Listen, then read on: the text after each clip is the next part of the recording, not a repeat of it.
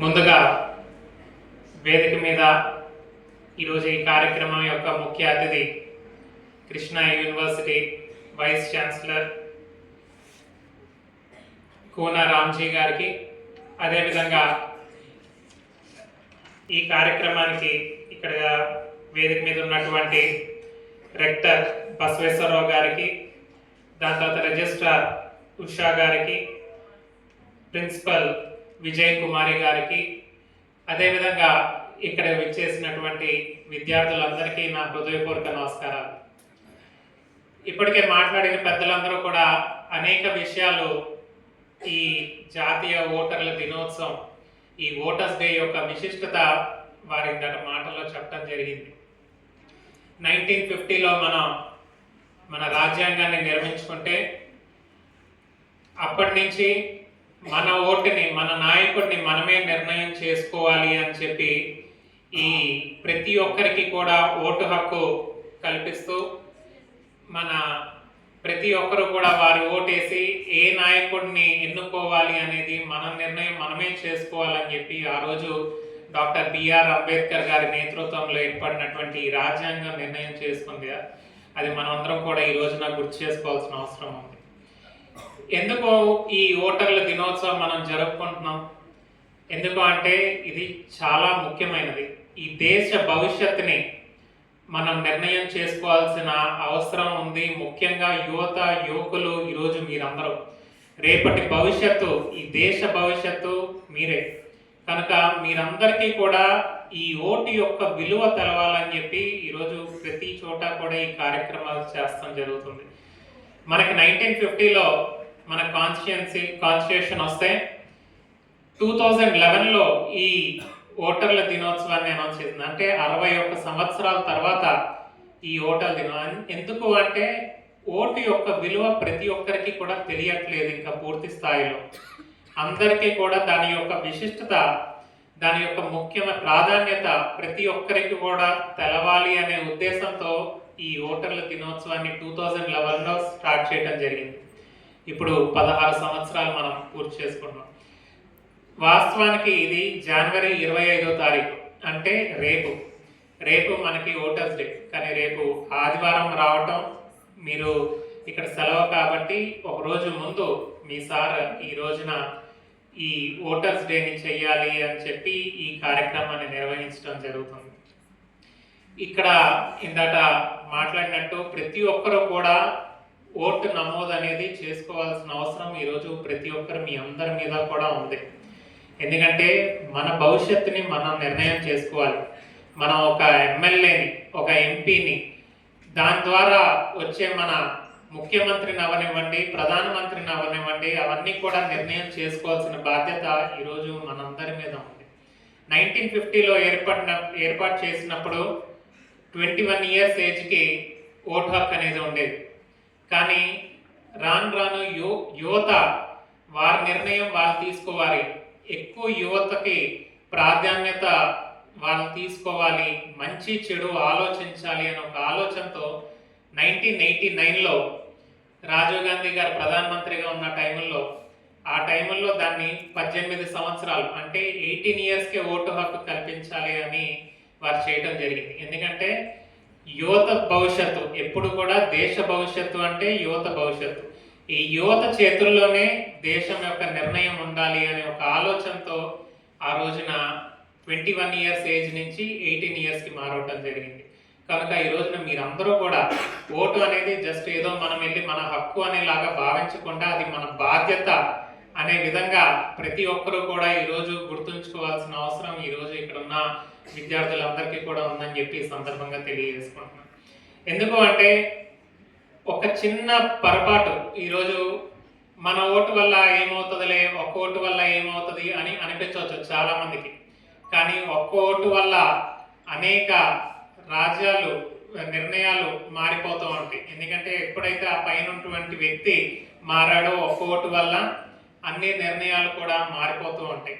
కనుక ప్రతి vote important. మన ఓటు వేయటమే కాదు, మనతో పాటు మన చుట్టుపక్కల ఉన్న వారందరినీ కూడా ఓటు వేయించే విధంగా మీరందరూ కూడా బాధ్యత తీసుకోవాలి. ఈరోజు ఇక్కడ ఉన్నటువంటి విద్యార్థులందరూ అని చెప్పి ఈ సందర్భంగా తెలియజేసుకోండి. ఎందుకంటే రేపు రోజున మీరందరూ కూడా ఏ ఉద్యోగాల రీత్యానో లేదంటే రాజకీయాల్లో కూడా కొంతమంది రావచ్చు ఇందులోంచి, లేదంటే ఏదో ఒకటి వ్యాపారాలు పెట్టుకోవచ్చు. కానీ ఏ వృత్తిలో ఉండండి, ఎక్కడైనా ఉండండి, ఓటు సమయానికి మాత్రం మీ ప్రాంతానికి మీరు వెళ్ళి అక్కడ ఓటు వేసే విధంగా చేసుకోవాల్సిన బాధ్యత మీ అందరి మీద ఉంది.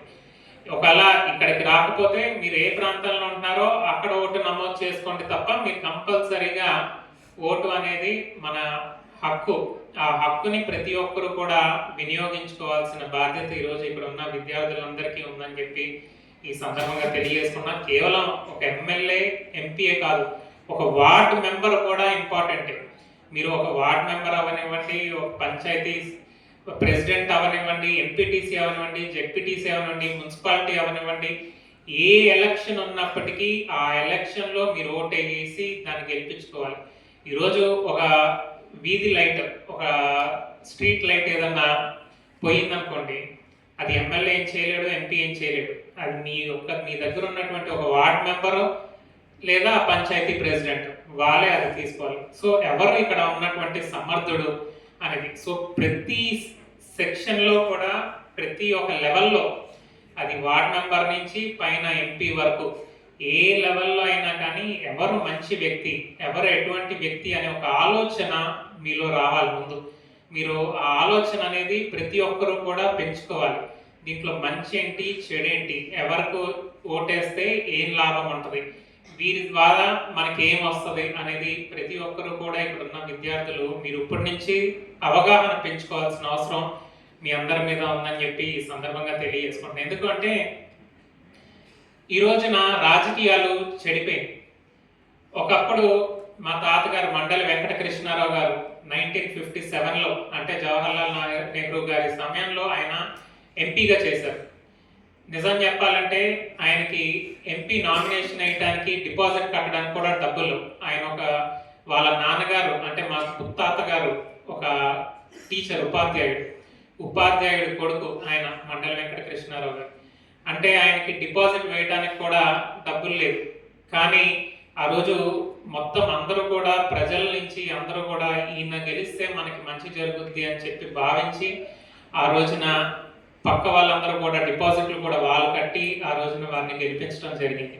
అంటే ఆ రోజు రాజకీయాలు ఆ విధంగా ఉండేవి. ఎందుకంటే మంచి ఏంటి, చెడేంటి అన్ని కానీ ఈ రోజున రాజకీయాలు దురదృష్టకరం ఏంటంటే డబ్బు రాజకీయాలు వచ్చేసినాయి. ఈరోజు మీరందరూ కూడా తెలుసుకోవాల్సిన అవసరం ఉంది.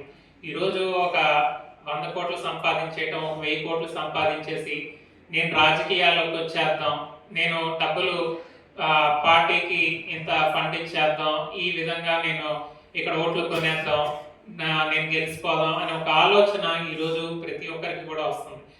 అది మీరందరూ కూడా గమనించుకోవాల్సిన అవసరం ఉంది. ఈరోజు మనకు డబ్బు ఇచ్చి వెళ్ళి ఆ స్థానంలో కూర్చున్నంటే మళ్ళీ అది డబ్బు సంపాదించడం కోసమే అనేది ఒకటి మీరందరూ కూడా గుర్తు చేసుకోవాల్సిన అవసరం ఉంది. అందుకే మీరందరూ కూడా డబ్బుకి, మద్యానికి, లేదంటే ఎటువంటి ప్రలోభాలు పెట్టినా కూడా అటువంటి ప్రలోభాలకి లొంగకుండా ఎప్పుడూ కూడా మంచి ఏది మన ప్రాంతానికి మంచి ఏం జరుగుద్ది, మన భవిష్యత్తు ఎవరు ఉంటే అభివృద్ధి జరుగుద్ది, ఏదైతే మంచి విధంగా మనం ముందుకు వెళ్తామో అనేది ప్రతి ఒక్కరూ కూడా ఒక అవగాహన పెంచుకోవాల్సిన అవసరం ఈరోజు ఇక్కడ ఉన్నటువంటి యువకులకి అందరికీ ఉంది.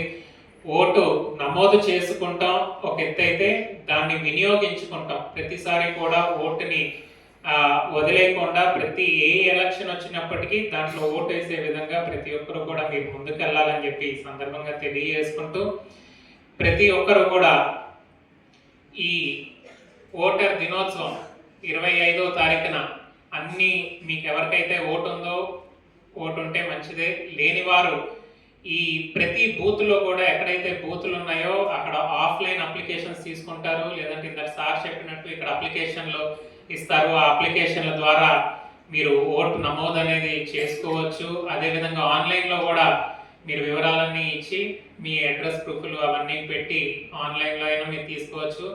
జనవరి 1కి 18 సంవత్సరాలు నిండినటువంటి వారందరూ కూడా ఈ ఓటు హక్కు అనేది మీరు నమోదు చేసుకుని దాన్ని వినియోగించుకోవాలని చెప్పి ప్రతి ఒక్కరిని కోరుకుంటున్నాను. ఈరోజు ఈ చక్కని కార్యక్రమం, ఎందుకంటే ఈ యూనివర్సిటీలో పాల్గొనటం అంటే చాలా అదృష్టం అది భావిస్తున్నాను నేను.